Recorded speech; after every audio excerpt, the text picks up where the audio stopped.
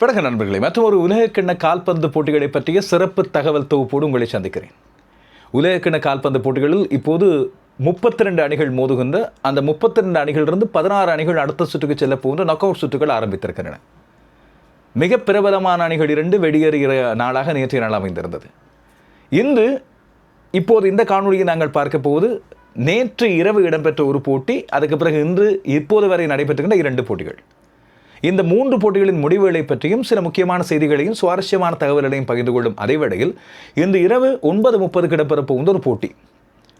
இங்கிலாந்து 1966ஆம் ஆண்டு மட்டும் உலக கிண்ணத்தை வென்றிருக்கின்ற ஒரு நாடு தொடர்ச்சியாக முயன்று கொண்டே இருக்கிறது. 60 ஆண்டுகள் பூர்த்தியில் அவர்களுக்கு மீண்டும் ஒரு கிண்ணத்தை வெல்லக்கூடிய வாய்ப்பு இருப்பதாக பல பேர் சொல்கிறார்கள். ஹாரி கேனின் தலைமையிலான அணி இம்முறை வெற்றி பெறும். தாமஸ் டுகெல் மிகச்சிறப்பான முறையில் தன்னுடைய அணியை பயிற்றுவித்துக் கொண்டு வருகிறார் என்றெல்லாம் சொல்கிறார்கள். 60 ஆண்டுகளுக்கு பிறகு கிண்ணத்தை வெல்லும் கனவோடும் தாகத்தோடும் வெறியோடும் இருக்கின்ற இங்கிலாந்துக்கு அவர்கள் 3 லயன்ஸ், அவர்களது சின்னத்திலே இருக்கின்ற 3 சிங்கங்கள், அந்த அணி என்று சந்திக்க போது சிறுத்தைகளை, ஆப்பிரிக்காவிலிருந்து வருகின்ற சிறுத்தைகள், அவர்களும் வெறியோடு வந்திருக்கின்றார்கள். 1974ஆம் ஆண்டுக்கு பிறகு மீண்டும் உலக கிண்ணத்துக்கு வந்திருக்கின்ற கொங்கோ ஜனநாயக குடியரசு இன்று வெறியோடு இந்த இங்கிலாந்து அணியோடு மோதும் என்று சொல்லி கருதலாம். நாங்கள் ஆப்பிரிக்க கண்டத்துக்கும் ஐரோப்பிய கண்டத்துக்கும் இடையிலான மற்றொரு மோதலை இன்று இரவு நாங்கள் எதிர்பார்க்கலாம். நேற்றிரவு மோதலும் அவ்வாறு தான் ஆரம்பித்தது. ஐவரி கோஸ்ட் அணிக்கு நோர்வே அணிக்கும் இடையிலான மோதல். அந்த போட்டியில் இலகுவான வெற்றியை நோர்வே அணி பதிவு செய்திருக்கிறது. அந்த போட்டியை பற்றி பார்ப்பதற்கிடையே 2 பயிற்றுவிப்பாளர்களை பற்றிய செய்திகள் இருக்கின்றன. ஒன்று நெதர்லாந்து அணியின் பயிற்றுவிப்பாளர். நேற்று மொரோக்கோ அணிக்கு எதிராக கண்ட தோல்விக்கு பிறகு நெதர்லாந்து அணியின் பயிற்றுவிப்பாளர் முன்னாள் நெதர்லாந்து நட்சத்திரம் ரொனால்ட் கூமன் தன் பதவியிலிருந்து விலகுவதாக அறிவித்திருக்கின்றார். அவர் 2வது தடவையாக நெதர்லாந்து அணியின் பயிற்றுவிப்பாளராக நியமிக்கப்பட்டிருந்தார். இப்போது 2வது தடவையாக பதவி விலகி இருக்கின்றார். கடந்த காலத்தில் அவர் பதவி விலகியது பார்சிலோனாவின் பயிற்றுவிப்பாளராக பொறுப்பெடுத்துக் கொள்வதற்காக. 2020 2023 வரை நெதர்லாந்து அணியின் பயிற்றுவிப்பாளராக ரொனால்ட் கூமன் கடமையாற்றியிருந்தார். இவர் பார்சிலோனா அணியின் ஒரு சர்ச்சைக்குரிய பரபரப்பான காலத்தில் பயிற்றுவிப்பாளராக இருந்தவரை லூயிஸ் வான் கால் தான் நெதர்லாந்து அணியின் பயிற்றுவிப்பாளராக இருந்தவர். இருந்தாலும் அப்போது 2022ஆம் ஆண்டு கட்டாரில் இடம்பெற்ற உலக கிண்ண தொடரின் போது நெதர்லாந்து அணி காலிறுதிப் போட்டியிலே அர்ஜென்டினா அணியிடம் பெனால்டிகளில் தோற்று வெளியேறியிருந்தது. இதையடுத்து அந்த உலக கிண்ணத்தோடு லூயிஸ் வான் கால் வெளியேறியிருக்க பார்சிலோனாவில் இடம்பெற்ற நிறைய குழப்பங்களை அடுத்து அங்கே இருந்து வெளியேறி வந்திருந்தார் ரொனால்ட் கூமன். லூயிஸ் வான் கால் பதவியை விட்டு விலகி இருக்க மீண்டும் நெதர்லாந்து அணியின் பயிற்றுவிப்பாளராக பொறுப்பெடுத்துக் கொண்டார். 2023 இந்த 26ஆம் ஆண்டு வரை மிகச்சிறப்பான முறையில் அந்த அணியை வழி நடத்தியிருந்தார். என்றாலும் இந்த தெரிவு போட்டிகள், தகுதிகான் போட்டிகளின் அடிப்படையில் கூட நெதர்லாந்து அணி சற்று தடுமாறித்தான் இருந்தது. இப்போது தன்னுடைய பயிற்றுவிப்பு பதவியிலிருந்து விலகுவதாக ரொனால்ட் கூமன் அறிவித்திருக்கிறார். 2வது பயிற்றுவிப்பாளரின் செய்தி டுனிஷியாவிலிருந்து வருகிறது. டுனிஷியா அணி அண்மையில் தான் தன்னுடைய முதலாவது போட்டி, இந்த உலக கிண்ணத்தில் இறங்கி முதலாவது போட்டியிலே 5-1 என்று முதல் போட்டியிலேயே தோல்வி கண்டதை அடுத்து ஸ்வீடன் அணியிடம் தோற்று போயிருந்தது. உடனடியாக தன்னுடைய அப்போதைய பயிற்றுவிப்பாளரை மாற்றியிருந்தது. டுனிஷியா அணியை ஆப்பிரிக்க அணிகளுக்கு இடையிலான தகுதிகான் போட்டிகள் மூலமாக உள்ளே கொண்டு வந்திருந்த சப்ரி லமூச்சி ஒரே ஒரு போட்டி தோல்வியோடு உடனடியாக பதவி நீக்கம் செய்யப்பட்டார். இதையடுத்து பிரான்ஸ் நாட்டவரான ரெனி ஹாவர்ட் என்ற ஒருவரை கொண்டு வந்திருந்தார்கள். அடுத்த 2 போட்டிகளிலும் டுனிஷியா தோற்று வெளியேறி இருக்க இப்போது அவரும் பதவி நீக்கப்பட்டிருப்பதாக செய்தி வெளியாகி இருக்கிறது. ஆனால் ஆச்சரியத்தை பாருங்கள், டுனிஷியா அணி மோதியிருந்த உலகக்கிண்ண கால்பந்து போட்டிகளில் அவர்களை சந்தித்திருந்த ஜப்பான், நெதர்லாந்து மற்றும் ஸ்வீடன், இந்த 3 அணிகளுமே இப்போது 32 அணிகள் ஆடுகின்ற சுற்றிலிருந்து வெளியேறி இருக்கின்றன. 3 அணிகளும் அடுத்தடுத்த தோல்விகளை கண்டிருந்ததை நாங்கள் பார்த்திருக்கிறோம். ஜப்பான் அணி தோற்று போயிருந்தது பிரேசிலிடம், நெதர்லாந்து அணி மொரோக்கோ அணியிடம் தோற்று போயிருந்தது, ஸ்வீடன் இன்று அதிகாலை வேளையில் பிரான்ஸ் அணியிடம் தோற்று போயிருக்கிறது. என்ன சாபம் பெற்ற பிரிவோ என்று சொல்லி நீங்கள் பார்க்கலாம். 2 பதவி மாற்றங்களை பற்றி பார்த்தோம், இல்லாவிட்டால் பதவி விலக்கல்களை பற்றி பார்த்தோம். ஒருவர் ஓய்வு பெற்ற செய்தியை நேற்றைய நாளில் அறிவித்திருக்கின்றார். ஜெர்மனி அணியின் மேனுவல் நாயர், அவர்களது கோல் காப்பாளர், 40 வயது, பார்சிலோனா அணியின் கோல் காப்பாளராக இருந்தவர். அவர் இந்த உலகக்கிண்ண போட்டிகளுக்கு முன்னதாக தன்னுடைய ஓய்வை அறிவித்திருந்தார். என்றாலும் இந்த உலகக்கிண்ண போட்டிகளுக்காக மீள அழைக்கப்பட்டதை அடுத்து ஓய்விலிருந்து மீண்டு வந்து ஆடியிருந்தார். நேற்றைய ஜெர்மனியின் தோல்வியோடு மீண்டும் ஒரு தடவை அவர் ஓய்வு பெறுவதாக அறிவித்திருக்கிறார். உலகத்தின் தலை சிறந்த கோல் காப்பாளர்கள் ஒருவர் என்று கொண்டாடப்படக்கூடிய ஒருவர். ஜெர்மனி கடந்த காலங்களில் ஒலிவர் கான் என்று மிகச்சிறந்த கோல் காப்பாளரை கொண்டிருந்தது. அதுக்கு பிறகு மேனுவல் நோயர் அவர்களது நிரந்தரமான கோல் காப்பாளராக இருந்திருந்தார். என்றாலும் நான் ஒரு தடவை நேற்று சொல்லியிருந்தேன், 2014ஆம் ஆண்டு அவர்கள் உலகக்கிண்ணத்தை வென்றதுக்கு பிறகு எப்போதுமே கிளீன் ஷீட்டை வைத்துக் கொண்டதில்லை. எப்போதுமே ஏதாவது ஒரு அணி ஜெர்மனி அணிக்கு எதிராக ஒரு கோலை அடித்துக் கொண்டே இருந்தது. நேற்று நாளில் அடிக்கப்பட்ட அடி அவர்களுக்கான சாவு மணியாக மாறியிருக்கிறது. இப்போது ஜெர்மனி அணியின் கால்பந்தாட்ட சம்மேளனம் உடனடியாக மீளாய்வு ஒன்றுக்கு உத்தரவிட்டிருப்பதாக தெரிகிறது. இதையடுத்து இந்த உலகக்கிண்ணம் முடிந்த பிறகு அவர்களது ஜெர்மனியின் கால்பந்து பருவகாலம் ஆரம்பிக்கும் முதல் ஜெர்மனி அணிக்குள்ளும் ஜெர்மனிய கால்பந்து கட்டமைப்புக்குள்ளும் பல மாற்றங்கள் வரலாம் என்று சொல்லி கருதப்படுகிறது. இதுவரை FIFA என்று அழைக்கப்படுகின்ற கால்பந்து சம்மேளனம் நேற்றைய நாளின் ஜெர்மனிய போட்டிக்கு பிறகு பல்வேறு சர்ச்சைகளை எதிர்கொண்டிருந்தது. குறிப்பாக ஜெர்மனி அணி பரகுவே அணியிடம் தோற்றுப்போன அந்த போட்டியிலே ஜெர்மனிக்கு கிடைக்க வேண்டிய ஒரு ஹெடர் ஒன்று வழங்கப்பட்டிருக்கவில்லை. ஜொனத்தன் டா அடித்து தலையால் அடித்த பந்து கோலாக வழங்கப்பட்டிருக்கவில்லை. அதன் காரணம் கோல் காப்பாளர் மீது, பரகுவே கோல் காப்பாளர் மீது நிகழ்த்தப்பட்ட ஃபவுல் என்று சொல்லப்பட்டது. என்னாலும் அது சர்ச்சைக்குரியதாக நான் சொல்லியிருந்தேன். என்னை பொறுத்தவரையில் அது உண்மையில் கோலாக வழங்கப்பட்டிருக்கலாம். அவ்வளோ பெரிய ஃபவுலாக அது தெரியவில்லை, இல்லாவிட்டால் ஃபவுலாகவே அது தெரியவில்லை. காரணம் கோல் காப்பாளரை ஜெர்மனிய டிஃபெண்டர் ஒருவர் தள்ளுவது போல தெரிகிறது. ஆனால் உடற்தொடுகை என்பது மிக குறைவாக இருந்ததாக தெரிகிறது. நேர்ம வர்ணனையாளர்களே ஒரு தடவை திகைத்து போனார்கள். அந்த கோல் காப்பாளர் அதுக்கு விழுந்திருக்க வேண்டிய தேவையில்லையே, ஒன்று தானாக விழுந்தால் தான் உண்டு, தடுமாறி விழுந்தால் தான் உண்டு என்று சொல்லி அவர்கள் சொன்னது போல தெரிந்தது. இதுதான் பலருக்கும் சர்ச்சையை கொண்டு வந்த விடயம். இப்படி பார்த்தால் வேடிக்கையாக சொன்னார்கள் நேற்றைய நாளில் இங்கிலாந்தின் இங்கிலீஷ் பிரீமியர் லீக் போட்டிகளில் ஆர்சனல் அணி இம்முறை இங்கிலீஷ் டைட்டிலே வென்றிருக்க முடியாது என்று சொல்லி. காரணம் அவ்வளவு தூரம் அவர்கள் பெற்றுக்கொண்ட கோல்கள் எல்லாம் இவ்வாறு தள்ளி தடுமாறி விட வைத்து பெறப்பட்ட கோல்கள் என்று சொல்லப்பட்டிருந்தது. எனவே இப்போது சர்வதேச கால்பந்து சம்மேளனம் இது குறித்து விளக்க முறை வழங்கியிருக்கிறது.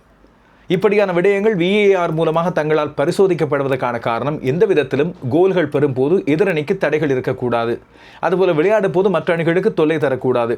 ஃபவுல்கள் என்பதற்கான டெஃபினிஷன், அந்த வரைவிலக்கணமே பந்து தொடுகையில் இருக்கும்போது மட்டுமே மற்ற வீரர்கள் மீது தொடுகையில் ஈடுபடலாம், இல்லாவிட்டால் அவர்களை தள்ளுவதோ அவர்களை தடுமாறி விழச் செய்வதோ இல்லாவிட்டால் தடக்கி விழச் செய்வதோ போன்ற விடயங்கள் செய்யலாம். குறிப்பாக கோல் காப்பாளருக்கான அந்த அட்மோஸ்ட் ரெஸ்பெக்டும் சேஃப்டியும், அதாவது கோல் காப்பாளர்களுக்கான மிக உறுதியான மரியாதையும் அவர்களுக்கான பாதுகாப்பும் வழங்கப்பட வேண்டியது அவசியம். எனவே அங்கே தொடுகை இருந்தது என்பதை VAR தொழில்நுட்பம் மூலமாக நடுவர் உறுதிப்படுத்தியிருந்தார். மேலதிக நடுவர்களும் அந்த விடயத்தை உறுதிப்படுத்தியிருக்கிறார்கள். இதனால் தான் இப்படியான தீர்மானம் ஒன்று எடுக்கப்பட்டது என்று சொல்லி உறுதிப்படுத்தப்படுகிறது. இதை பற்றிய உத்தியோகபூர்வமான தகவலை வெளியிட்டிருக்கிறார். உலகத்தின் மிகச்சிறந்த நடுவராக மதிக்கப்படுகின்ற, உண்மையில் அச்சுறுத்துகின்ற நடுவராக வீரர்களால் பார்க்கப்படுகின்ற பியலுஜி கொலினா என்று அழைக்கப்படுகின்ற இத்தாலிய நடுவர். இவர்தான் இப்போது ஃபீஃபாவின் உலக கிண்ணத்துக்கு தெரிவு செய்யப்பட்ட நடுவர்களது சம்மேளனத்தின் தலைவராக இருப்பவர். அவர் இந்த விடயத்தை தெளிவுபடுத்தியிருக்கிறார். எனவே இதில் எந்த ஒரு சர்ச்சையும் இல்லை, நடுவர்கள் எடுத்த முடிவு சரியானது என்று சொல்லி அவர் உறுதிப்படுத்தியிருக்கிறார். இருந்தாலும் இந்த வாதம் விவாதங்கள் வினாக்கள் ஆகியன தொடரத்தான் போகின்றன.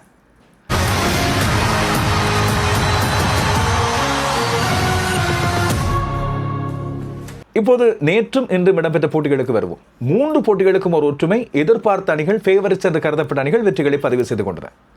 நோர்வே, பிரான்ஸ், மெக்சிகோ, இந்த 3 அணிகளும் தம்மை விட பலம் குறைந்த அணிகளைத்தான் சந்தித்திருந்தன என்று சொல்லி எங்களுக்கு தெளிவாக தெரிந்தது. அடுத்த சுற்றுக்கு இவர்கள் முன்னேறாவிட்டால் தான் அது ஆச்சரியம், அப்செட் என்று சொல்லி நினைத்திருந்தோம். அதே போலவே வெற்றிகள் பதிக்கப்பட்டன. முதலாவது போட்டி நேற்றிரவு 10:30க்கு இடம்பெற்ற போட்டி. ஐவரி கோஸ்ட் அணி எதிர்த்து நோர்வே அணி ஆடியிருந்தது. இந்த போட்டி மிக பெரும் பரபரப்பை ஏற்படுத்திய டலாஸ் போட்டி. டலாஸ் மைதானம் முழுக்க நிறைந்திருந்தது. பார்க்கும் இடமெல்லாம் அநேகமாக ஆதரவு நோர்வே அணிக்கு இருந்தது போல இருந்தது. இந்த நோர்வேஜிய ரசிகர்களின் நன்மைக்கால அவர்களது வைக்கிங் படகு இழுத்தல் கொண்டாட்டமானது பல பேருக்கு ஒரு ட்ரெண்டிங் வைவாக தொட்டி இருக்கிறது. அந்த ஆதரவோடு சேர்த்து ஹாலண்டுக்கு இருக்கின்ற ஒரு அமோகமான ஆதரவு, ஒரு அர்த்தாவுக்கான ஆதரவு என்று நான் நம்புகிறேன். காரணம், ஹாலண்டு இவ்வளவுதான் மிகச்சிறப்பான வீரராக இருந்தாலும், ஒடேகார்ட் மிக முக்கியமான நட்சத்திரமாக இருந்தாலும், அந்த அணியால் அடுத்த கட்டங்களுக்கு முன்னேற முடியவில்லை இத்தனை காலமும். அதுபோல 28 ஆண்டுகளுக்கு பிறகு உலகக்கிண்ண வாய்ப்பு கிடைத்திருக்கிறது என்றவுடன் எம்பாப்பே, மெஸ்ஸி போன்றோருக்கு கிடைக்கின்ற அதே போன்ற ஒரு கௌரவமும் மரியாதையும் ஹாலண்டுக்கு வழங்கப்பட வேண்டும் என்று ரசிகர்கள் நினைக்கின்றார்கள். ரசிகர்கள் பல பேர் விரும்பி இருந்ததைப் போலவே, நாங்கள் எதிர்பார்த்திருந்ததைப் போலவே நோர்வே அணியின் வெற்றிக்கான அந்த 2வது கோலை ஏர்லிங் ஹாலண்டை பெற்றுக் கொடுத்து தன்னுடைய அணிக்கான வெற்றியை உறுதி செய்து கொண்டார். டெக்சாஸ் ஆர்லிங்டன் மைதானத்தில் இடம்பெற்ற இந்த போட்டி நேற்றைய நாளில் ரசிகர்களால் முழுக்க நிரம்பி வடிந்திருந்தது. பார்க்கும்போது இது டெக்சாஸ் அமெரிக்காவில் நடக்கிறதா இல்லாவிட்டால் நோர்வே ஆஸ்லோவில் நடக்கிறதா என்று ஆச்சரியப்படும் அளவுக்கு அவ்வளவு தூரம் பெரிய ரசிகர்கள் திரண்டிருந்தார்கள். இந்த நோர்வேஜிய ரசிகர்கள் அண்மை காலத்தில் அறிமுகப்படுத்தியிருக்கின்ற இந்த வைக்கிங் படகு இழுத்தலானது ஒரு பெரிய ட்ரெண்டிங் வைபாக மாறியிருக்கிறது. அதுவே அவர்களது அணிக்கு பெரும் ஆதரவாக வந்து சேர்ந்திருக்கிறது. இது மட்டுமில்லாமல் ஏர்லிங் ஹாலண்டுக்கு ஒரு தனியான ரசிகர் கூட்டம் ஒன்று உருவாகி இருக்கிறது. அது இன்று நேற்றல்ல.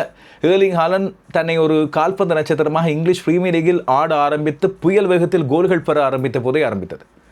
இவர் மெஸ்ஸி, ரொனால்டோ, எம்பாப்பே போன்ற அதே தரமான நட்சத்திரங்களோடு கொண்டாடப்பட வேண்டியவர் என்பது ரசிகர்களிடத்தை எதிர்பார்ப்பு. ஆனால் சர்வதேச ரீதியில் ஏர்லிங் ஹாலண்டுக்கு நோர்வேக்கும் கிடைக்க வேண்டிய அந்த கௌரவம், அந்த மதிப்பு, அவர்களுக்கான வெற்றிகள் கிடைப்பதில்லை என்பது ரசிகர்களது மன வருத்தமான ஒரு விடயம். அதையெல்லாம் சேர்த்து வைப்பது போல நேற்று நோர்வே அணி அபாரமான வெற்றி கிட்டியிருக்கிறது.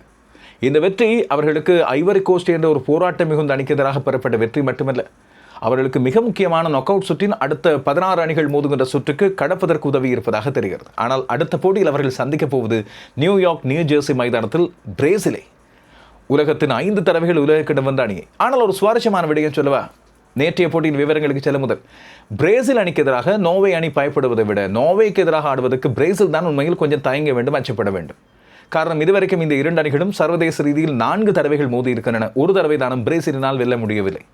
2 வெற்றி தோல்வியற்ற முடிவுகள், 2 போட்டிகளும் நோர்வே வென்றிருக்கிறது. சரி, நேற்றைய போட்டிக்கு செல்வோம். நேற்று ஆர்லிங்டன் மைதானத்தில் இடம்பெற்ற இந்த போட்டியை கண்டுகளிக்க கிட்டத்தட்ட 70,000 பேர் வந்து திரண்டிருந்தார்கள். 69,665 பேர் வந்து திரண்டிருந்த மைதானத்தில் இந்த போட்டி மிக கோலாகலமாக ஆரம்பித்தது. முதலாவது கோல் நேற்றைய நாளில் பெற்றுக்கொள்ளப்பட்டது நூசாவினால். அன்டோனியோ நூசாவை பற்றி நான் சொல்லியிருந்தேன். இவரை கவனித்துக் கொள்ளுங்கள். நோர்வேயில் மற்ற வீரர்களுக்கு கொடுக்கின்ற அந்த பிரபலியம் இவருக்கு வழங்கப்படுவதில்லை என்று அவர்தான் முதலாவது கோல் 39ஆம் நிமிடத்தில். அதற்கு பதிலளித்து மான்செஸ்டர் யுனைடெட் அணிக்காக அமாட் டியாலோ 2வது கோலை அடிக்கிறார். ஐவரி கோஸ்ட் அணிக்காக ஐவரி கோஸ்டுக்கு முதலாவது கோல், போட்டியின் 2வது கோல் 74ஆம் நிமிடத்தில். மிக தரமான கோல். இந்த உலக கிண்ணத்தில் பெறப்பட்ட மிக முக்கியமான சிறப்பான கோல்களில் ஒன்றாக டியாலோவின் நேற்றைய கோல் கருதப்பட வேண்டியது. அந்த டியாலோவின் கோலுக்கு இருக்கின்ற இன்னும் ஒரு சிறப்பு என்னவென்று சொன்னால், கடந்த போட்டிகளில் ஐவரி கோஸ்டுக்கு கோல்களை பெற்றுக் கொடுத்த நிக்கோலஸ் பெப்பே வழங்கிய உதவியின் மூலமாக அவர் கோலாக மாற்றியது. முன்னதாக நூசா பெற்றுக்கொண்ட கோல் ஆர்சனல் அணிக்காக ஆடுகின்ற நோர்வே அணியின் தலைவரான ஒடேகார்டினால் வழங்கப்பட்ட உதவி. 1-1 என்ற சமநிலை. இந்த போட்டியும் பெனால்டிக்கு போகிறதா, அடுத்தடுத்த 3 போட்டிகள் பெனால்டிக்கா என்று சொல்லி ரசிகர்கள் ஆவலோடு பார்த்திருக்கத்தான் 86ஆம் நிமிடத்தில் ஏர்லிங் ஹாலண்ட் ஒரு கோல் ஒன்றை அடிக்கிறார். அந்த கோல் என்று சொல்வதை விட உண்மையில் அதிர்ஷ்டம் என்று சொல்வது மிக பொருத்தம். ஆனால் ஹாலண்டின் முயற்சிக்கு கிடைத்த ஒரு வெற்றி தான். ஹாலண்டுக்கு பேட்ரிக் பெர்க், நோர்வேயின் மற்றொரு நட்சத்திரம். கடந்த காலங்களில் ஹாலண்ட் எவ்வாறு தன்னுடைய தந்தையார் வழியில் கால்பந்து ஆடுகிறாரோ அதுபோல பேட்ரிக் பெர்கும் தன்னுடைய தந்தையார் வழியிலே ஆடுகிறார். பழைய பெர்க் எங்களுக்கெல்லாம் ஞாபகம் இருக்கின்ற இந்த ஒரு நட்சத்திரம். எனவே இந்த பெர்க் வழங்கிய உதவியை கோலாக மாற்றுகின்ற வேளையில் ஹாலண்டின் பூட்டிலை பட்டு, காலில் சப்பாத்திலை பட்டு பந்து உருண்டு போகிறது. ஹாலண்டுக்கு ஒரு சின்ன சந்தேகம், கோல் காப்பாளரை தாண்டி விட்டதா, ஃபொஃபானா பிடித்து விடுவாரா, இல்லாவிட்டால் தான் மறுபடி தட்ட வேண்டும் என்றால் அதுக்குள் கோலுக்குள் போய்விட்டது. ஹாலண்டின் அந்த ஆச்சரியம் கலந்த அந்த அதிர்ச்சியும் மகிழ்ச்சியும் போட்டி வென்றதுக்கு பிறகு கூட இருந்தது. அவர் சொன்னார், சரித்திரத்தை நாங்கள் அழிந்து விட்டோம், என்னால் நம்பி பார்க்க முடியவில்லை என்று சொல்லியிருந்தார். எனவே இந்த வெற்றி உண்மையில் அதுக்கு பிறகு உண்மையில் நோர்வே அணியின் தடுப்பாட்டம் மிகச் சிறப்பு. காரணம், ஐவரி கோஸ்ட் விடவில்லை. எப்படியும் வெற்றி பெற வேண்டும், இல்லாவிட்டால் இன்னும் ஒரு கோலை பெற்று மேலதிக நேரத்துக்காவது கொண்டு செல்ல வேண்டும் என்று முயன்று கொண்டே இருந்தார்கள். என்றாலும் இறுதியாக நோர்வே அணி வென்றுவிட்டது. ஒரு சரித்திரம் படைத்திருக்கிறது. நீண்ட காலத்துக்கு பிறகு அவர்களுக்கு இந்த நொக் அவுட் சுற்றில் ஒரு ஆட்டத்தில் வெற்றி கிட்டி இப்போது அடுத்த கட்டத்துக்கு செல்லக்கூடிய வாய்ப்பு கிட்டியிருக்கிறது. இதை அவர்கள் நேற்றைய நாளில் கொண்டாடி தீர்த்திருந்தார்கள். அவர்களது வழமையான கொண்டாட்டம். நோர்வே அணியின் தலைவர் ஒடேகார்ட் முன்னே அணிவகுத்திருக்க, ஏர்லிங் ஹாலண்ட் எல்லா ரசிகர்களையும் ஒன்றாக திரட்டி எல்லோரும் தயாராக இருங்கள், நாங்கள் அனைவரும் சேர்ந்து படகு வலிக்கப் போகிறோம் என்று இருக்க மைதானத்திலே நோர்வே அணியின் வீரர்கள் அதுபோல நோர்வே அணியின் உத்தியோகத்தர்கள் ஆகியோர் ஒன்றாக இருந்து படகு வலித்திருந்தார்கள், கொண்டாடி தீர்த்திருந்தார்கள். அந்த வெற்றியை அவர்களது வைக்கிங் கொண்டாட்டத்தோடு முடித்திருந்தார்கள். எனவே இப்போது நோர்வே நேற்றைய வெற்றி கொண்டாட்டத்துக்கு பிறகு அடுத்த போட்டிக்கு தயாராகின்றார்கள். வருகின்ற 4ஆம் தேதி அவர்கள் சந்திக்க போது பிரேசில் அணியை. இன்னும் ஒரு தரமான விறுவிறுப்பான முதலாக இருக்கும். எதிர்பார்த்தது போல நோர்வே அணிக்கு வெற்றி, அதில் பெரிய அளவில் ஆச்சரியம் இல்லை. ஐவரி கோஸ்ட் ஆப்பிரிக்காவின் இன்னும் ஒரு முன்னணி அணியாக அடுத்த சுற்றுக்கு செல்ல வேண்டும் என்று சொல்லி முனைப்போடு போராடி இருந்தது. என்றாலும் அவர்களுக்கு நோர்வே அணிக்கு எதிராக சவால் விடக்கூடிய அளவுக்கு முடிந்திருக்கவில்லை. 2வது போட்டி இன்று அதிகாலை வேளையில் இடம்பெற்றது. அதிகாலை 2:30 இடம்பெற்ற போட்டி. பிரான்ஸ் அணிக்கும் ஸ்வீடன் அணிக்கும் இடையிலான போட்டி. நாங்கள் எதிர்பார்த்த போராட்டத்தை ஸ்வீடன் அணி வழங்கவில்லை என்பது பெருமைமாற்றதான். ஆனால் பிரான்ஸ் அணியின் ஃபயர் பவர் என்பது ஆச்சரியப்பட வேண்டிய ஒன்று அல்ல. காரணம், அவர்களது தரமான நட்சத்திரங்கள் 3 பேர் முக்கியமாக குறிப்பிடக்கூடியவர்கள். நான் 2 பேரை சொல்லி இந்த இரட்டைக்குழ துப்பாக்கி என்று, டெம்பலே மற்றும் எம்பாப்பே. ஆனால் இவர்களோடு சேர்ந்து கொண்ட இன்னும் 2 பேரை சொல்ல வேண்டும். ஒருவர் மைக்கேல் ஒலிசே. அவருக்கு இப்போது சாதனை மிகுந்த தொகையொன்று வழங்கப்பட இருப்பதாக சொல்லப்படுகிறது. பயன் முனிக்காக ஆடி வருகின்ற ஒலிசே தன்னுடைய சப்பாத்துக்களுக்கு ஒப்பந்தம் பெற்றுக்கொள்வதில்லை. காரணம், தான் எந்த கடர் ஜெர்சி அணிகிறாரோ அந்த கடருக்கு பொருத்தமாக சப்பாத்து அணிய வேண்டும் என்று. காரணம், பணம் அவரிடம் கூட்டி இருக்கிறது. என்னத்துக்காக நான் சப்பாத்துக்கு அனுசரணை வாங்க வேண்டும் என்று சொல்லி யோசிக்கின்ற ஒருவர் அவர். அவருக்கு இப்போது பயன் முனிக்கிலிருந்து அவரை ரியல் மேட்ரிட் பெற்றுக்கொள்ள 223 மில்லியன் பவுண்டுகள் பேசப்படுவதாக சொல்லப்படுகிறது. அது என்ன 223 மில்லியன் என்று சொன்னால், அது இப்போது நிலைத்திருக்கின்ற ஒரு பழைய சாதனையொன்றை முறியடிப்பதற்காக வழங்கப்படுகின்ற தொகை. காரணம், இதுவரை காலமும் இருக்கின்ற உலகத்தின் மிக பெரும் சாதனை பரிமாற்ற தொகையாக இருப்பது 222 million sterling pound. Paris Saint Germain அணி பார்சிலோனாவுக்கு வழங்கியிருந்தது நெய்மாரை பெற்றுக்கொள்ள. நெய்மார் இப்போது உபாதையுற்று இப்போது அவரது அந்த பெருமதியெல்லாம் இல்லை. ஆனால் மீண்டும் ஆட வந்திருக்கிறார். கடந்த போட்டியில் கூட பிரேசில் அணி அவருக்கு ஆட வாய்ப்பு வழங்கவில்லை. ஆனால் இப்போது ஒலிசையை பொறுத்தவரையில் மிகச்சிறந்த ஃபார்மில் இருக்கின்ற முன்னணி நட்சத்திரங்களில் ஒருவர். பிரான்ஸ் அணிக்காக கலக்கிறார், பயன் முனிக் அணிக்காக பிரகாசித்துக் கொண்டிருக்கிறார். எனவே அப்படிப்பட்டவர் இருக்கின்ற இந்த பிரான்ஸ் அணியிலே பார்கோலா நேற்று கோல் அடித்திருந்தார்.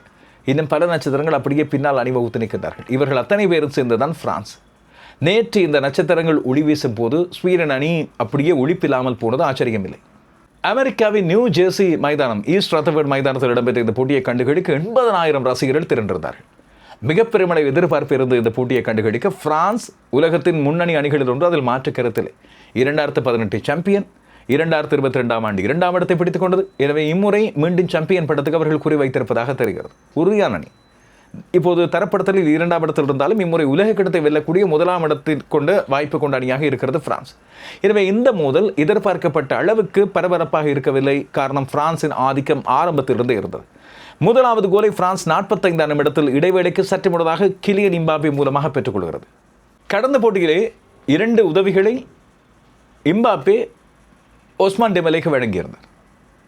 இன்றைய நாளில் இடம்பெற்ற போட்டியில் இந்த முதலாவது கோலுக்கு எம்பாப்பேக்கு உதவியை வழங்கியவை டெம்பலே. எனவே அந்த பரிமாற்ற உதவிகள் உண்மையில் கொண்டாடப்படக்கூடியவையாக 2 பேருக்கு இடையில் இருக்கிற நட்பு புரிந்துணர்வாகின மிகச்சிறப்பான முறையில் வெளிப்படுவதாக அமைந்திருந்தன. இந்த முதலாவது கோலுக்கு பிறகு இடைவேளை நேரத்தில் பிரான்ஸ் 1-0 என்ற முன்னிலையில் இருந்தது. இடைவேளை முடிந்து வந்த பிறகு பாகோலா அடுத்த கோலை அடிக்கிறார். பாகோலாவுக்கு உதவியை வழங்கியிருந்தவர் ஒலிசே நேற்று வழங்கிய 2 உதவிகள் முதலாவது உதவி இது. 2வது அபாரமான உதவி போட்டி நிறைவடைவதற்கு முதல் கிலியன் எம்பாப்பேக்கு ஒலிசே வழங்கிய உதவி. எனவே மைக்கேல் ஒலிசே நேற்று 2 உதவிகளை வழங்கியிருக்கிறார். கிலியன் எம்பாப்பே 2 கோல்களை அடித்திருக்கிறார். கிலியன் எம்பாப்பே நேற்று பெற்றுக்கொண்ட முதலாவது கோல் அவருக்கு ஜெர்மனியின் மிரோஸ்லாவ் க்ளோஸையின் சாதனையை முறியடித்து உலகத்தில் உலகக்கிண்ண போட்டிகளில் அதிகமான கோல்களை பெற்றுக்கொண்ட 2ஆம் அவராக இப்போது மாறியிருக்கிறார். 19 கோல்களோடு லியோனல் மெஸ்ஸி 1ஆம் இடத்தில் இருக்கு. அந்த சாதனைக்கு நெருங்கி வருகின்ற கிலியன் எம்பாப்பே நேற்று பெற்றுக்கொண்ட முதலாவது கோல் அவரது 17வது கோல். மிரோஸ்லாவ் க்ளோஸையை முந்தி இப்பொழுது ஐரோப்பிய கண்டத்திலிருந்து உலக கிண்ணத்தில் அதிகமான கோல்களை பெற்றுக்கொண்ட என்ற பெருமையை பெற்றுக்கொண்டார் கிலியன் எம்பாப்பே. 2வது கோல் மூலமாக இப்போது மெஸ்ஸியை இன்னும் நெருங்கி இருக்கின்றார் உலகக்கிண்ண அளவில். ஆனால் இந்த உலகக்கிண்ணத்தில் அதிகமான கோல்களை பெற்றுக்கொண்டவராக இருக்கின்ற மெஸ்ஸியின் 6 கோல்களை சமப்படுத்தினார் கிலியன் எம்பாப்பே. ஏற்கனவே குழுநிலை ஆட்டங்களில் ஈராக் மற்றும் செனகல் அணிகளுக்கு எதிராக தலா 2 கோல்களை பிரேஸ் பெற்றுக்கொண்ட கிலியன் எம்பாப்பே 3வது பிரேஸை இப்பொழுது பதிவு செய்திருக்கிறார். கிலியன் எம்பாப்பேயின் சாதனைகளுக்கு அளவே இல்லாமல் போய்கொண்டிருக்கிறது. உலகக்கிண்ண போட்டிகளில் அவர் 2018ஆம் ஆண்டு உலகக்கிண்ணத்திலிருந்து இப்போது வரை 7 தடவைகள் இப்படியான பிரேஸை அவர் பெற்றிருக்கிறார் என்பது இம்முறையும் தங்கப்பாதனை விருதுக்கு அவர்தான் வரப்போகிறார் என்று சொல்வது போல இருக்கிறது. நேற்றைய வெற்றிக்கு பிறகு கிலியன் எம்பாப்பே சொல்லும்போது உலகத்தில் அதிகமான கோல்களை பெற்றுக்கொண்டவராக, உலகக்கிண்ணத்தில் அதிகமான கோல்களை பெற்றுக்கொண்டவராக மெஸ்ஸி இருக்க போகிறார். இந்த உலகக்கிண்ணத்திலும் அதிகமான கோல்களை பெற்றுக்கொண்டவராக மெஸ்ஸி தான் வரப்போகிறார். அவரது திறமைக்கு அது உண்மையில் கிடைக்க வேண்டிய ஒன்று, அதில் மாற்று கருத்தில்லை. ஆனால் தன்னை பொறுத்தவரையில் பிரான்ஸ் அணிக்கு உலகக்கிண்ணம் வேண்டும், அதுதான் மிக முக்கியமானது என்று குறிப்பிட்டார் எம்பாப்பே. இந்த உலகக்கிண்ணத்தொடரில் மெஸ்ஸியை விட ஒரு படி முன்னே இருக்கிறார் என்று சொல்லப்படுவதற்கான காரணம், மெஸ்ஸி 6 கோல்களை அடித்திருக்கிறார். இது இம்முறை அவருக்கு எந்த ஒரு உதவியை வழங்கக்கூடிய வாய்ப்பு கிடைக்கவில்லை. இந்த அசிஸ்ட் என்பது மிக முக்கியமானது. பொதுவாக லியோனல் மெஸ்ஸி இந்த அசிஸ்ட்களை அதிகமாக வழங்குவது உண்டு. ஆனால் இம்முறை மெஸ்ஸி கொஞ்சம் பின்தங்கி இருக்க கிலியன் எம்பாப்பே 6 கோல்களை பெற்றுக் கொண்டிருப்பதோடு கடந்த போட்டியிலே நோர்வே அணிக்கு எதிராக 4 கோல்களை பிரான்ஸ் பெற்றுக்கொண்ட வேளையில் அதில் 2க்கான உதவிகளை வழங்கியிருந்தவர் எம்பாப்பே. பொதுவாக இந்த உலகக்கிண்ணத்தில் இந்த தங்கப்பாதனை விருதுகள் வழங்கப்படுகின்ற வேளையில் கூட அதிகமான கோல்களை பெற்றுக்கொண்டவராக 2 பேர் சமநிலையில் இருந்தால் அதில் யாருக்கு தங்கப்பாதனை விருது என்பதை தீர்மானிப்பது கோல்களின் எண்ணிக்கைக்கு பிறகு அடுத்து அவர்கள் வழங்குகின்ற உதவிகளின் எண்ணிக்கை, அசிஸ்ட்.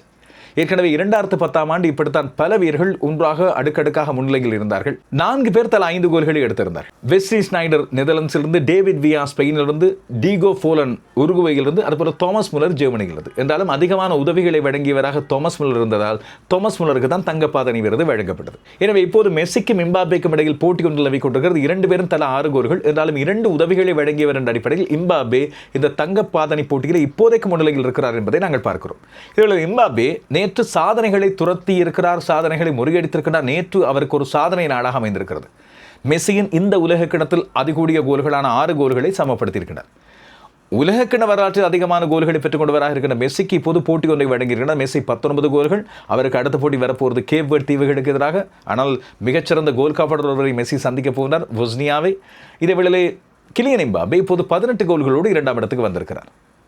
எம்பாப்பே இன்னும் ஒரு சாதனை நேற்றைய நாளில் முறியடித்திருந்தார். நேற்று நொக் அவுட் போட்டிகளில் அதிகமான கோல்களை பெற்றுக்கொண்டவர் என்று இதுவரை காலமும் வைக்கப்பட்டிருந்த சாதனையை முறியடித்திருக்கிறார் எம்பாப்பே. உலகக்கிண்ண கால்பந்தாட்ட நொக் அவுட் போட்டிகளில் 9வது கோலை நேற்று எம்பாப்பே பெற்றுக்கிறார். 8 மற்றும் 9வது கோல்கள். இதற்கு முதல் 8 கோல்களை அடித்திருந்த பிரேசிலின் லியோனிடாஸ் மற்றும் பிரேசிலின் ரொனால்டோ நெசாரியோ அவரது சாதனை நேற்று முறியடிக்கப்பட்டது. ஏற்கனவே பிரேசிலின் பேலேயின் சாதனையை சமப்படுத்தியிருந்தார் கிலியன் எம்பாப்பே 2018ஆம் ஆண்டு உலகக்கிண்ண போட்டிகளின் போது. பிரேசிலின் பீலே 1958ஆம் ஆண்டு டீனேஜராக உலகக்கிண இறுதிப் போட்டியில் பெற்றுக்கொண்ட கோலை சமப்படுத்தி பேலேவுக்கு அடுத்தபடியாக பேலே 17 வயதில் பெற்றுக்கொண்ட கோலை 18 வயதில் சமப்படுத்தி இருந்தார் கிலியன் எம்பாப்பே உலகக்கிண இறுதிப் போட்டியில் கோல் அடித்து. இப்போது மற்றொரு பிரேசில் நாட்டவரான ரொனால்டோவின் சாதனையை முறியடித்திருக்கிறார் கிலியன் எம்பாப்பே. சாதனைகளை உடைப்பதற்கென்று பிறந்தவர் போல தெரிகிறது. புயல் வேகத்தில் பல சாதனைகளை நிகழ்த்தி கொண்டே செல்கிறார். சொன்னது போல இம்முறையும் மற்றொரு உலக கிண்ணத்தை பெற்று விடுவாரோ என்ற ஆச்சரியம் நிகழ்கிறது. அதுபோல இப்போதைக்கு பிரான்சுக்கு தடை எதுவும் இல்லை. அவர்கள் அடுத்த சுற்றிலே சந்திக்கப் போகிறார்கள் பரகுவே அணியை. நேற்றைய வெற்றி மூலமாக அதை உறுதிப்படுத்திக் கொண்டார்கள். ஸ்வீடனின் கடுமையான முயற்சிகள் பலனில்லாமல் போயிருந்தன. இந்த புயலுக்கு முன்னால் ஸ்வீடன்லாம் நிற்பது எப்படி? அடுத்த போட்டி இன்று காலை வேளையில் ஆரம்பித்திருக்க வேண்டிய போட்டி மிக தாமதமாகத்தான் ஆரம்பித்தது. எங்கள் நெருப்படி காலையில் ஆரம்பித்திருக்க வேண்டிய போட்டி மெக்சிகோ சிட்டியில் இடம்பெற வேண்டிய போட்டி. அந்த போட்டி மழை காரணமாக தாமதித்து ஆரம்பித்தது. அஸ்டெக்கா மைதானத்தில் ரசிகர்கள் காத்திருந்தார்கள். மழை விடட்டும், கட்டாயமாக போட்டி நடக்கும் என்ற நம்பிக்கையோடு பார்த்திருந்தார்கள். இடி மின்னலோடு தொடர்ச்சியாக மழை. ஆனால் காத்திருந்த ரசிகர்களுக்கு ஏமாற்றம் இல்லாமல் போட்டி மிகச் சிறப்பான முறையில் நடந்து முடிந்திருக்கிறது. மெக்சிகோவின் சரித்திரபூர்வமான அஸ்டெக்கா மைதானம் 1 லட்சம் பேரை கொள்ளக்கூடியது. 80,000க்கும் அதிகமான ரசிகர்கள் பார்த்திருக்க மெக்சிகோ தன்னுடைய பழைய சாபங்களை உடைத்து போட்டிருக்கிறது. 1986ஆம் ஆண்டுக்கு பிறகு அவர்கள் முதல் தடவையாக ஒரு நொக் அவுட் சுற்று போட்டியிலே உலக கிண்ணத்திலே வென்றிருக்கின்றார்கள். 1986ஆம் ஆண்டும் இதே மைதானத்தில் தான் உலக கிண்ண இறுதிப் போட்டியும் இடம்பெற்றது. மெக்சிகோவின் முக்கியமான போட்டிகள் நடந்தன. அந்த போட்டிகளில்தான் அவர்கள் காலிறுதி வரை வந்திருந்தார்கள். எனவே தங்களது அண்மை காலத்தில் தங்களுக்கு சிக்கலை கொடுத்த அணிகளுடனான ஈக்குவடோரை, அதுவும் கடைசியாக இடம்பெற்ற 3 போட்டிகள் வெற்றி தோல்வியற்ற முறையில் நிறைவடைந்ததை பற்றி நேற்று இரவு சொல்கிறேன். அந்த அணிக்கு எதிராக இன்றைய நாளில் தடுமாற்றம் இல்லாத தரமான வெற்றி ஒன்றை பதிவு செய்து மெக்சிகோ பல சாதனைகளை உடைத்து இன்றைய போட்டிகளை வென்றிருக்கிறது. 2-0 என்ற வெற்றி. அந்த 2 கோல்களும் இடைவேளை நேரத்துக்கு முன்னால் பெறப்பட்டவை. மெக்சிகோவை பொறுத்தவரையில் இதுவரை காலமும் உலகக்கிண வரலாற்றிலேயே இடைவேளை நேரத்தின் போது 2 கோல்களால் அவர்கள் முன்னிலை பெற்றிருந்ததில்லை. ஒரு கோல் இல்லாவிட்டால் கோல்கள் பின்னிலையில் தான் அவர்கள் இருப்பார்கள். இம்முறை முதல் தடவையாக 2 கோல்களையும் இடைவேளைக்கு முதலிலே பெற்று அபாரமான வெற்றி ஒன்றை பதிவு செய்திருக்கிறது மெக்சிகோ. வாழ்த்துக்களை சொல்லிக்கொள்வோம். இப்போது போட்டிகளை நடத்துகின்ற நாடாக கனடாவை தொடர்ந்து மெக்சிகோவும் 16 அணிகள் பங்கு பெற்றுகின்ற சுற்றுக்கு தெரிவாகி இருக்கிறது. இந்த உலக கிண்ணத்தின் முதலாவது கோலை பெற்ற தென்னாப்பிரிக்க அணிக்கு எதிராக கோலை அடித்திருந்த மெக்சிகோவின் கினோனஸ் முதலாவது கோலை 22ஆம் நிமிடத்தில் பெற ஹிமெனஸ் 2வது கோலை 32ஆம் நிமிடத்தில் பெற்றுக் கொள்கிறார். இந்த 2 பேரும் பெற்றுக்கொண்ட கோல்களை சமாளிக்க முடியாமல் உண்மையில் ஈக்குவடர் அணி முயன்றிருந்தது. ஈக்குவடர் அணியின் வலன்சியா, பிளாட்டா மற்றும் இபோவா ஆகிய 3வருமே தொடர்ச்சியாக முயற்சிகளை மேற்கொண்டிருந்தார்கள். ஆனால் மெக்சிகோவின் பின்களமும் அவர்களது கோல் காப்பாளரும் அத்தனை உறுதியாக இருந்தார்கள். கோல்களை விட்டுவிடக்கூடாது, எந்த வகையிலும் தடுத்தாடி மெக்சிகோவின் வாய்ப்பை உறுதிப்படுத்திக் கொள்ள வேண்டும் என்று. இந்த இடத்துல மெக்சிகோவின் அணியின் பின்களத்தோடு சேர்த்து அவர்களது கோல் காப்பாளர் ரவுல் ரேஞ்சல் பாராட்டப்பட வேண்டியவர். அத்தனை அபாரமாக கோல்களை தடுத்து நிறுத்தியிருந்தார். மெக்சிகோ இன்னும் ஒரு இளம் புயலை இறக்கியிருந்தது. 17 வயதான கில்பர்ட்டோ மோரா. இதன் மூலமாக நொக் அவுட் சுற்று ஆட்டங்களில் மிக இளவயதிலே ஆடியிருக்கின்ற பேலேக்கு அடுத்தபடியான 2வது இளையவர் என்ற பெருமை இப்போது கில்பர்ட்டோ மோராவுக்கு கிடைத்திருக்கிறது. மோராவின் இளவயது மட்டுமல்ல, அவர் ஆடிய ஆட்டமும் உண்மையில் பாராட்டப்படக்கூடிய ஒன்று. வயதை விட இந்த வயதிலும் அவர் ஆடிய கட்டுப்பாடான ஆட்டமும் பந்துகளை தன் கட்டுக்குள்ளே வைத்திருந்ததும், ஏதோ இந்த உலக கிண்ணப்போட்டியின் அந்த மைதானமே தன்னுடைய காலடியில் இருப்பது போல் அவர் ஆடியதும் உண்மையில் மிக தரம் பாராட்டப்படக்கூடிய ஒரு வீரர். எதிர்காலத்துக்கான வீரர் குறித்து வைத்துக் கொள்ளுங்கள். கில்பர்ட்டோ மோரா என்ற பெயரை ஞாபகப்படுத்திக் கொள்ளுங்கள். அட்டாக்கிங் மிட்ஃபீல்டராக ஆடி வருகின்ற கில்பர்ட்டோ மோரா பற்றி இன்னும் ஒரு சுவாரஸ்யமான விடயத்தை சொல்லவா? இன்று அவர் ஆடியது அவரது 11வது போட்டி. உலக கிண்ணத்தின் நொக் அவுட் ஆட்டங்களில் தான் அவரது முதலாவது போட்டியாக இந்த போட்டி அமைந்திருக்கிறது. 16 வயதிலேயே பெயர் எடுத்து விட்டார். இவர் நிச்சயமாக உலகத்தரம் வாய்ந்த வீரராக ஆடப் போகிறார் என்று.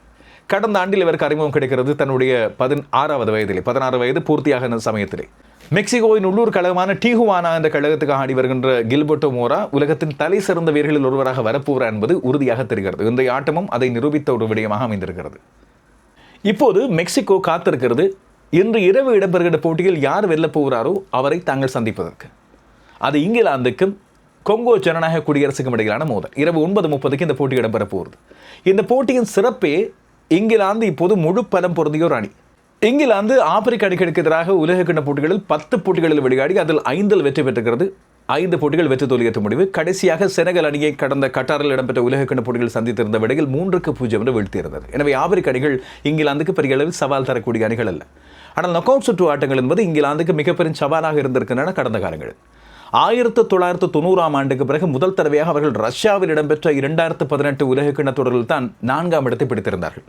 குரோஷிய அணியிடம் அரையிறுதியிலே தோற்று போயிருந்தார்கள். 2022 கடந்த முறை அவர்கள் காலிறுதி போட்டியிலே தோற்று போயிருந்தார்கள். எனவே இம்முறை அதையெல்லாம் தாண்டி அவர்கள் மிகப்பெரும் சாதனை ஒன்றை படைக்க வேண்டும் என்று காத்திருக்கின்றார்கள். ஹரிகேனின் தலைமையிலான இந்த அணி இளம் வீரர்கள் பல பேரை கொண்டு ஒரு அணியாக இருக்கிறது. அதிலே மார்க்கஸ் ராஷ்வர்டாக இருக்கலாம், இல்லாவிட்டால் பெலிங்கமாக இருக்கலாம், அப்படி இல்லாவிட்டால் அவர்களது டெக்லான் ரைஸாக இருக்கலாம். இப்படி ஒரு உறுதியான அணி ஒன்றை கொண்டு வந்திருக்கிறார்கள். இந்த அணி இன்று கொங்கோ ஜனநாயக குடியரசுக்கு எதிராக எப்படியான சவாலை எதிர்கொள்ளப் போகிறது என்பதுதான் இங்கே இருக்கின்ற முக்கியமான கேள்வி. அட்டலாண்டாவில் இன்றைய நாளில் ஏராளமான ரசிகர்கள் கூடியிருக்க போகிறார்கள். அதிலே பல பேர் ஆவலோடு பார்த்திருப்பது இங்கிலாந்து இந்த போட்டியிலே வெல்ல வேண்டும் என்று. காரணம், இங்கிலாந்துக்கு மெக்சிகோவுக்கும் இடையிலான மோதல் ஒன்றை அவர்கள் எதிர்பார்த்திருக்கிறார்கள். உலகத்தின் தரமான அணியாக இங்கிலாந்து கருதப்படுவதோடு இம்முறை உலக கிடத்தை வெல்லக்கூடிய வாய்ப்புடைய அணிகளில் ஒன்றாகவும் இங்கிலாந்துக்கு ஒரு முத்திரை கொடுக்கப்படுகிறது. அதை நிரூபிப்பது ஹரிகேனின் அணிக்கான கடமை. அவர்கள் முதலில் கொங்கோ ஜனநாயக குடியரசு என்ற போராட்டகரமான அணியை தாண்ட வேண்டும். இந்த அணி ஏற்கனவே சில எச்சரிக்கைகளை கொடுத்து வைத்திருக்கிறது. கொங்கோ அணி போர்ச்சுகல் அணிக்கு எதிரான போட்டியில் சமநிலையில் முடித்திருந்தது பிரிவு ரீதியிலான போட்டிகள். எனவே லேசப்பட்ட அணியாக அந்த அணியை கடந்து செல்ல முடியாது. ஒரு விறுவிறுப்பான தரமான போட்டி இங்கே இருக்கும். இங்கிலாந்தின் அட்டாக்கிங் ஃபுட்பால் தான் இன்றைய நாளில் மிக பெரிதாக எதிர்பார்க்கப்படுவது உண்டு. கொங்கோ ஜனநாயக குடியரசும் சில தரமான புதிய வீரர்கள் பல பேரையும், அதுபோல ஆப்பிரிக்க மட்டத்திலே அறிந்த சர்வதேச ரீதியில் அறியப்படாத சில வீரர்களையும் கொண்டிருக்கின்ற அணியாக இருக்கிறது. எனவே ஒரு விறுவிறுப்பான மோதலுக்கு உறுதியை நாங்கள் சொல்லலாம். இரவு 9:30 இந்த போட்டி. கொங்கோ அணியை பொறுத்தவரை அவர்களது தலைவர் இம்பேம்பா இருக்கிறார். அணியை மிகச்சிறப்பாக வழி நடத்துகின்ற மத்திய கள வீரர், சிறப்பான முறையில் ஆடக்கூடிய ஒருவர். அதுபோல யோயன் விசா இருக்கிறார். கொங்கோ அணிக்கு மிக பெரும் பலம். நியூகாசில் யுனைடெட் அணிக்காக ஆடி வருகின்றதன் காரணமாக இங்கிலாந்து வீரர்கள் பல பேரை அவருக்கு தெரிந்திருக்கும். இங்கிலாந்தின் வியூகங்களை உடைத்து காட்டுவதில் இவரது ஆர்வம் மிக அதிகமாக இருக்கும். கடந்த போட்டிகளில் கூட மிகச்சிறப்பாக ஆடி கொங்கோ அணி இந்த 32 அணிகள் கொண்ட சுற்றுக்கு வருவதற்கு வீசையும் ஒரு முக்கியமான காரணம். எனவே இங்கிலாந்து இந்த 2 வீரர்களை குறிவைக்கும் என்பதோடு கொங்கோவின் உறுதியான கோல் காப்பாளரை தாண்டி கோல் பெறுவதில் இங்கிலாந்து தன்னுடைய முழுமையான முனைப்பை காட்டும். இதில் ஹரிகேன் தொடர்ச்சியாக கோல்களை பெற்றுக் கொண்டிருக்கிறார். கடந்த போட்டியில் இரட்டை சாதனை, அதாவது கோலையும் பெற்று அசிஸ்டையும் வழங்கியிருந்தார் ஜூட் பெலிங்கம். அவரிடமிருந்தும் இங்கிலாந்து இந்த முறை பெரிய அளவில் இன்னும் சாதிக்காத, கடந்த போட்டியில் ஒரு உதவியை வழங்கியிருந்த புக்கோயோ சாக்காவிடமிருந்தும் இங்கிலாந்து இன்றைய வெற்றியை எதிர்பார்க்கிறது. இன்றைய போட்டியில் நீங்கள் எதிர்பார்க்கின்ற முடிவு என்ன? இங்கிலாந்து தான் ஃபேவரிட்ஸாக களமிறங்குகிறது என்பது உறுதி. விறுவிறுப்பான ஒரு போட்டியை நாங்கள் எதிர்பார்க்கலாம். இன்று இரவு உங்களை சந்திக்கின்ற வேளையில் நாளைய தினம் இடம்பெற போன்ற முக்கியமான போட்டிகள் பற்றிய முழுமையான விவரங்களை கொண்டு வருகிறேன்.